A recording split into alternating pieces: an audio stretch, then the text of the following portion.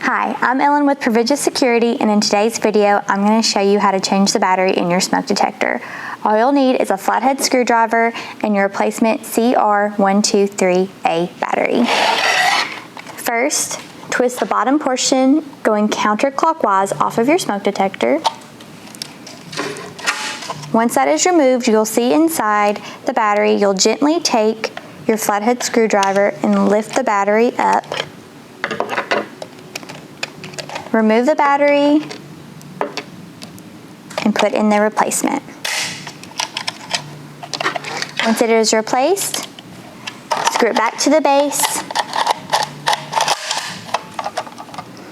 and then wait 24 to 48 hours for your low battery alert to clear. As always, if you have any questions, call our office at 931-381-1652. Thanks for watching.